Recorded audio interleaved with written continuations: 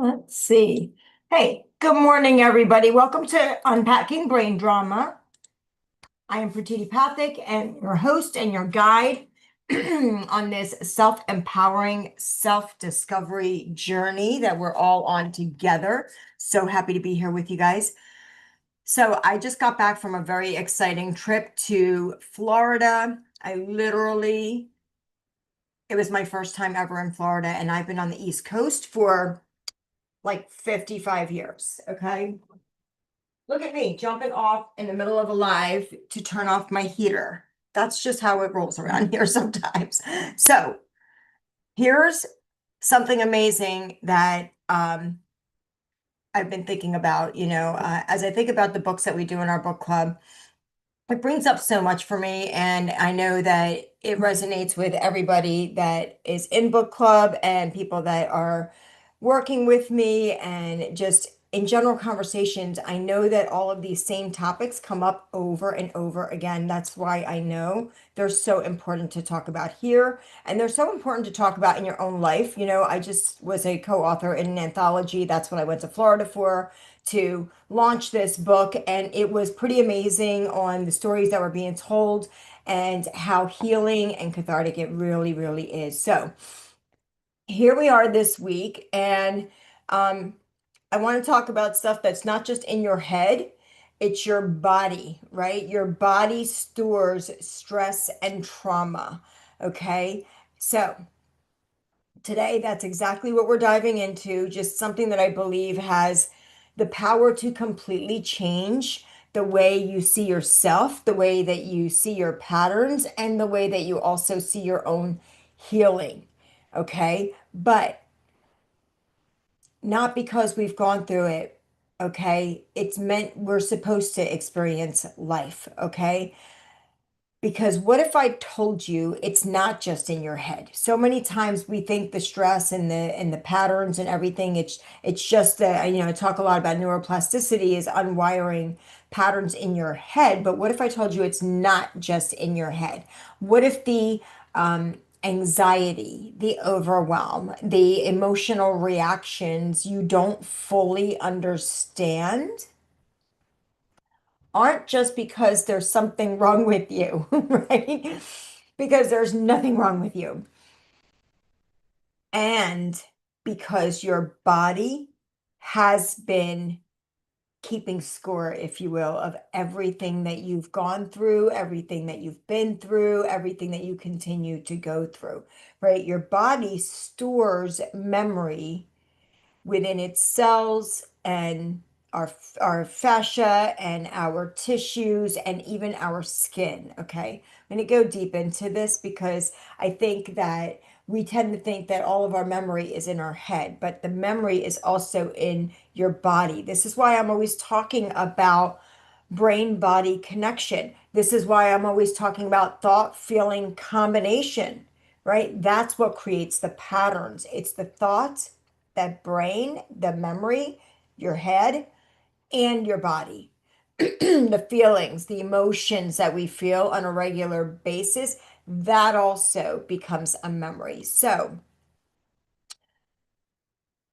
many of us have just been conditioned to believe, and I hear this all the time, just think positive, just be positive, just let it go, just move on, right? When are you going to get over it? How many of you have heard that? I know I have, by the exact people who have done things to me that were traumatic or upsetting. It's like, when are you going to let it go? When are you going to move on? When are you going to get over it?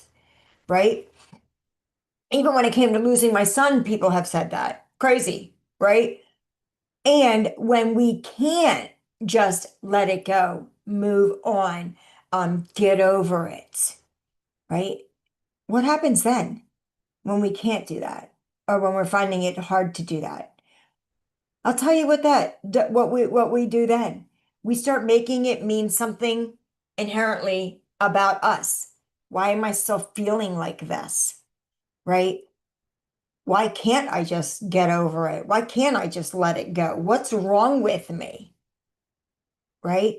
I know, at least for me, I have all of that I just said. I have done it over and over in my life. And I want to lovingly offer you this truth right here, right now, today. As I've said it many times, nothing has gone wrong. And for sure, nothing is wrong with you. Okay. Your body is doing exactly what it was designed to do, just like your brain does exactly what it's designed to do. Your body also does what it's designed to do. And they both are designed to protect you, to keep you safe, to keep you surviving, right? That's why when trauma happens, if you've ever heard people talk about fight, flight, freeze, and there's a fourth one, it's faint, right? And I for sure have fainted. But what does that exactly mean? When you freeze, it's not your brain that's freezing, it's your body that's freezing. It's your body that's fleeting, right? It's your body that's fighting. And it's your body that faints. Okay. So what does it mean? What does it mean that your body keeps score? Like, what does that actually mean? So your body, okay, when we go through a stressful or traumatic experience, big or small, it doesn't matter if you've gone through some like crazy situation, maybe where you were attacked or mugged or even worse, right? Beaten, battered, raped. Um, or maybe you were in an accident, maybe you've experienced 9/11 firsthand. Whatever, it could be a big experience like that, traumatic experience, or it could just be something small. Maybe you got bullied in school. I know I got bullied and beat up on a regular basis in school, right? Maybe that wasn't like huge, but it was ongoing, right? So maybe it was just something that somebody told you, said to you all the time, like you're dumb, you're lazy, right? You're just not all that, right? You're certainly not a bag of chips. And that over time can be small traumas. You don't have to be fighting a war literally in order to have PTSD, right? Post-traumatic stress disorder. People are getting diagnosed with it all the time because they have stuff that just builds up. Okay, so what does that mean? Our brain and body work together, right, to help us survive, like I said. And sometimes survival looks like shutting down. Maybe sometimes it looks like being just hyper aware of your surroundings, right? Maybe it looks like avoiding. Maybe it looks like people pleasing. Can I get a yes, sister, on that one? Or maybe, maybe you have a lot of these, right? Like trying everything you can to stay in control, right? Being a little bit of a control freak, right? These aren't personality flaws. Okay, these are adaptations. Your nervous system literally learns this is what I need to do, and this is what I need to feel in order to stay safe. Okay. But here's the part that most of us don't realize. Okay. Even when our situation is over, right? I got picked on and bullied and beat up in school. I'm talking elementary, right? Some of it ran into junior high, though that's been gone for a long time. Okay. So even when the situation is over, your body doesn't actually always get the memo. Like, hey, we're good now, we're safe. Your body doesn't realize that. So, did you ever so now we might react to something in the present moment from a past survival response, right? So we might react to something in the moment right now coming from and with a past survival response. So what does that look like? Maybe if you've ever found yourself, maybe if you're somebody who got hit on a regular basis, right? Maybe you got beat all the time. All right. Now that's over. It's been years, right? You're in your adult life. Maybe that was 30 years ago. Maybe that was 40 years ago. But now you find yourself sitting at a boardroom meeting. Maybe you're in corporate, you're sitting at the meeting, and you're with your colleagues, maybe you're with your boss, and then, you know, maybe there's somebody standing next to you who you're not really paying attention to, but all of a sudden they raise their arm to like scratch their head or to reach over to something real quick, and you like flinch and you react to it. That's coming from a past survival response. Do you see what I'm saying? It's not coming from this moment, like your boss or your whoever's standing next to you isn't actually going to hit you, right? Maybe, but probably not. Um, and now all of a sudden you're reacting to it because it's an automatic reaction.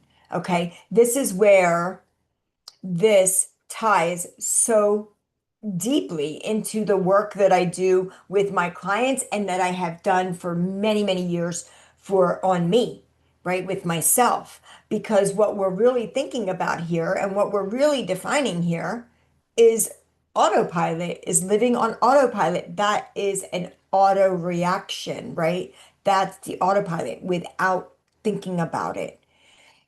Your body and your brain together have created patterns, right? Unconscious loops where a trigger happens, a thought fires, a feeling is created, and a reaction occurs from that place. Okay, without even realizing it, and before you know it, you're creating that same result, that same life experience over and over and over again, right? Not because you're choosing it, right? I know for me, I have found myself in the same patterns over and over and over in my life, in relationships, in habitual behavior, right? Not because I'm choosing it, but because your system, my system, our system has been trained to this default mode, right? It's trained to default to that reaction, right? That behavior. Now, it's like if any device that you have, I'm on my computer right now, I have my phone in front of me. And if you open up your browser, for me, my Google browser opens up automatically, right? Because that's what the default setting is on my computer. But if I wanted to change it, I would have to change the setting. I would have to change the setting to now use Yahoo or Bling or DuckGo or whatever those other ones are. I would have to use a different, I would have to change the setting. Otherwise, it would go automatically to the default setting without me doing anything if I did nothing, right? So that's the same way as your brain, your body. We've already been in patterns because there's a default setting that's been created. Every time this happens, do that. Every time this happens, feel this. Okay? Now, here's the empowering part. Okay? If it's a pattern, and we had this discussion last month too, if your patterns are learned, that's the good news. That means that we can unlearn them, right? If your body has adapted to just constantly be feeling like it needs to protect you, it can also learn how to feel safe again. Or maybe your body has never felt safe and has always been in protection mode. Still, here's the good news. We can actually teach it to feel safe, right? This is where we begin to shift from what's wrong with me to maybe what has happened to me and how did I adapt, or even better, even more powerful. Here's what's happened. What do I want to choose now? Right? This is what I've been doing. This is what the autopilot has been for me. But what do I want to choose now? Right? How do I want to think, feel, and react or act on purpose, where now that becomes a reaction over time, right? This is about not judgment, right? I want you to reflect. Okay, I want you to take a moment right now and just reflect on something, okay? Without judgment, of course, as always. Where in my life am I noticing that I react instead of responding? Okay, so where in your life do you notice yourself reacting instead of responding, right? Where do you feel triggered? I hear that word all the time. I don't know. I can't help it. It just triggers me. What does that mean? It means I'm on default and I notice that this triggers me, but yet I'm not doing anything about it to change it so that it doesn't trigger me. That's always the most craziest thing for me. But where do you feel triggered? Where do you feel shut down? Where do you feel overwhelmed, right? Maybe for some people, it's as easy as like, hey, if I have more than 3 things to do in one day, I'm overwhelmed, right? I feel anxious. Where do you feel anxious? Or even numb? Where do you feel numb? Right? Don't judge it. Okay. I want you to try this right now. All right. Just sit with me for a moment. And I want you to just take a deep breath and I want you to put your hand on your heart or wherever feels grounding to you. Okay. And just notice this, even just you placing your hands on your heart, literally instantly makes you feel a little bit better, right? Makes you feel just a little bit safer, makes you feel held, even though it's you that's holding yourself, right? And I want you to simply say, of course I feel this way. My body learned this somewhere. You don't have to know where. That part doesn't have to mean anything crazy, okay? But that one shift right there, just recognizing it and saying, of course, my love, I feel this way. It makes total sense, right? My body has learned this somewhere. And that one shift, that one thought can begin to change everything, right? It sometimes just starts with one sentence in your mind. That is what the thought is. A thought is nothing more than a sentence in your mind. So if we can just shift that one sentence, it can begin to shift and change everything for us, okay? So this week is all about awareness, okay? Not fixing, not forcing for sure, right? Not pushing anything away, right? It's just about noticing, right? Just begin to notice. Ah, ah, this is a pattern. Ooh, this is my nervous system. Oh, this isn't me being broken. Okay. This is just me being human. Okay. Because next week, we're going to go even deeper into how your body actually speaks to you.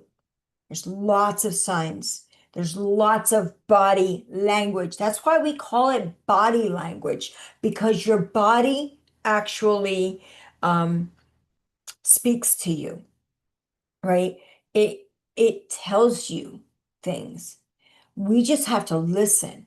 So next week we're going to dive in deeper on how your body is actually telling you something and how to start recognizing these patterns in real time so that the noticing becomes easier, more often, and feels more freeing versus feeling scared. Okay. So, Trailblazers, my amazing, beautiful Trailblazers, you are not broken. You are not your past. You are not your patterns. Going to say it one more time. You are definitely not broken. Okay. You are a human being. And who you're a human being who has adapted in really intelligent ways to get through life experiences. Okay.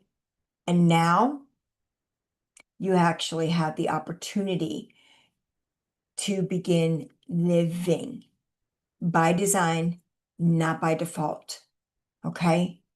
I love you guys. And if this episode, as always, if this episode resonated with you, which I imagine that unless you grew up in just a field of daisies and sunshine, it has to speak to you on some level, right? So if it did speak to you and resonated with you, I invite you to dive deeper into this material with us. If you're a part of our Growth Beyond the Pages book club, I'm excited to hear from you guys on Saturday. Where this is landing for you, right? What part of this is landing for you? What what did you become aware of, right? Of course, my people know they can always message me, tag me, or drop it into our group chat. But if you're not in our Growth Beyond the Pages book club, I want you to send me a message and tag me, right? Create a post and tag me in it and say, I heard this message today.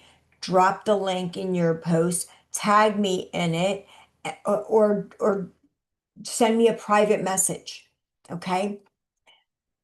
If you are interested in being part of our book club and diving deep into this material, especially this month, when you join book club, of course, once you're in, you're just going to want to keep going. Though I want you to know that if you do sign up for my book club, um, I give you lots of content. I give you everything about the book up front and even create worksheets for you to do the work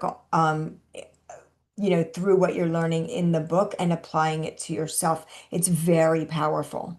Okay, it's very powerful. So if you do want to, even if it's just for this 1 month and this one book, that's fine. Okay, but until next time, Trailblazers, I want you to just keep on unpacking that brain drama, because your brain and your body do hold on to drama and they do hold on to trauma.